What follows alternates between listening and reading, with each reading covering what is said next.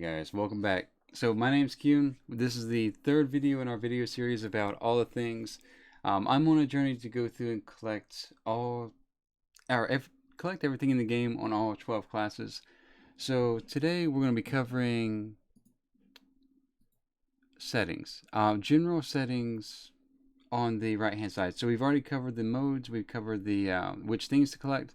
So today I'm going to more or less just kind of cover everything else on this tab, just to make it clear, nothing major. Um, First off, you can change the level of precision when it comes to the calculation that this thing presents. I keep mine as default, at least up until about 90%. I'll keep mine to one decimal place, but you could go all the way up to 8 if you want. Just if you get one item and you just want to be able to see the difference, that's an option. I know a lot of people typically go to 2, and I'll probably go to 2 as my percentages gets higher and higher, but for now, more or less just keeping it at 1. It just makes the number a little bit smaller. The Minimap button size, pretty self-explanatory. Depending on how your add-ons are set up, that can change the size of the button there. I don't really mess with it too much. Same thing with show the minimap button. There's that. Evidently there was an old button. If you prefer that appearance, have at it. But the more important stuff, the rest of these is just more or less how you prefer to see things, essentially. So, if we go and we take a look at outdoor zones, and let's look into Eastern Kingdoms, and I think we were in Dunmore, right? It might have been that one. But anyway, if we wanted to go through and say, look at all the things that we've collected. So let's say, yeah, let's look at Dunmore. Let's close that. Some people like to go through and see exactly, I think it's the easier way to do this. There we go. Yeah, we'll do it that way. Let's grab that guy. There we go. So some people tend to have their settings set up such that whenever they complete a group, it just takes it completely out of the tracking. For me personally, I like to see the 100%. I like to see it turn blue. It's just personal preference, but to kind of give an illustration of what it would look like. So if we had this checked, what would end up happening is the list would become essentially smaller. Show completed groups. My bad. I'm over here clicking on the wrong buttons. There we go. So at this point, it's not really showing any completed groups except a handful of little things like this. Some of those will kind of sneak through. They're not as big of a deal, but you notice that as far as the Eastern Kingdoms go and the zones that we're covering, a lot of them have disappeared at this point in time. So, and again, it's just personal preference. It doesn't matter too much. Now, the other thing that I do keep selected off is completed things. So that's where we were going to previously here. So let's say if we go back to Dunmore, and this is where I have to close this at this point in time. We'll put this on this side for now. And that's one of the things that, as we're going through and I'm clicking on this, that's one of the things that you can do as well. You can move these windows wherever you want. You can position them anywhere that you want. I'll get into the expanding and the the contracting, but if we went through and again, if we did the show completed groups and we unchecked it, it should minimize everything, and it does again, for the most part.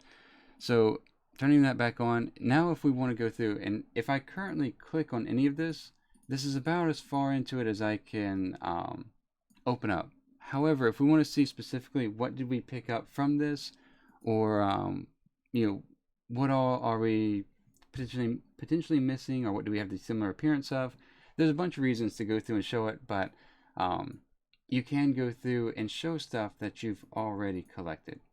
So that's an option there for you if that's the way you prefer to look at it. Again, no real wrong way to do it. It's just for the sake of convenience, I go through and check stuff off as I complete individual items, but I keep the groups up. Let's see. Filtering things by level. So essentially, this is really good for starting out. Say for example, if you're not max level and there's certain things that you cannot get access to because of your level, at that point in time, it may be worth turning this on. for me, it didn't matter too much because, even if we were a low level, I'd eventually get up to max level and chase down the stuff anyway. So there's that. Hide BOEs.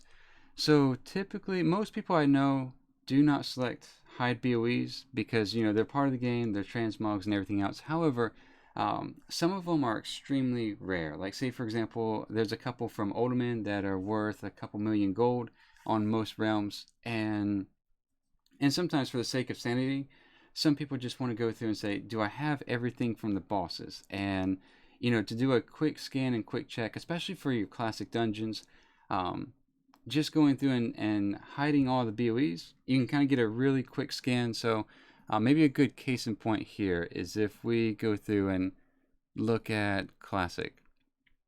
So if I go through and I hide BOEs, you'll notice that one of the dungeons here is now at 100%. So I know at this point in Nomorgan there's a toy I need to go through and pick up.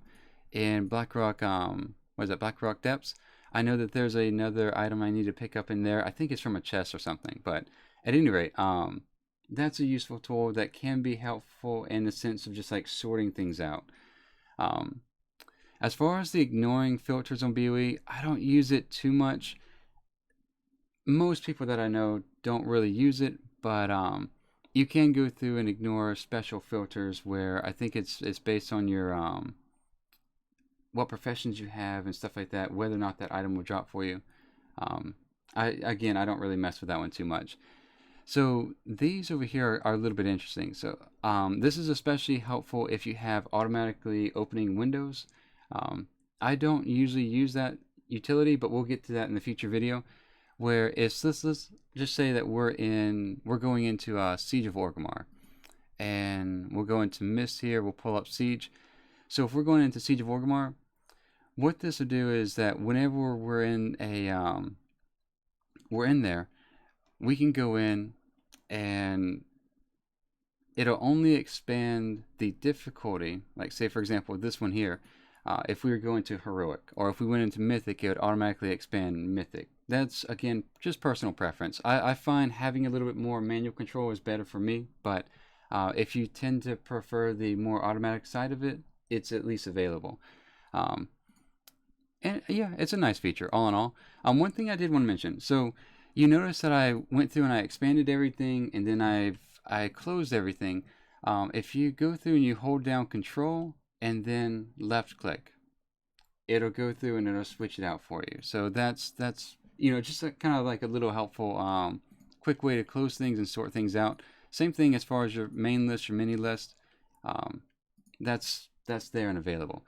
Let's see, as far as the warning of complete difficulty, so this will go through and give you a heads up of, hey, if you have this dungeon or this difficulty of this dungeon at 100%, maybe you shouldn't be here. I keep mine off because through some of my gold farming expeditions, I just don't want to be notified every single time that I go into, we'll say LFR Siege of Orgrimmar. I kind of know that I have everything in there, and there's really no reason for me to be notified every time I do, so I don't select it, but it could be helpful. The report collected things, this is where, you'll get a message in-game kind of going through and let you know that you've collected this item or whatever. Let's see. I don't really keep that up for the completed quest. That's up to you as well, but again, all of these are just more or less just purely optional. They're more for the sake of tracking and just kind of visually going through and presenting the information or the data here in a format that best fits you. So that being said, that's all the settings. So we've covered the modes, we covered which things to track, we've covered the general settings. Next video we'll get into the filters and stuff like that, and then yeah, we'll go from there. But until then, you guys have a good one. I'll see you next time.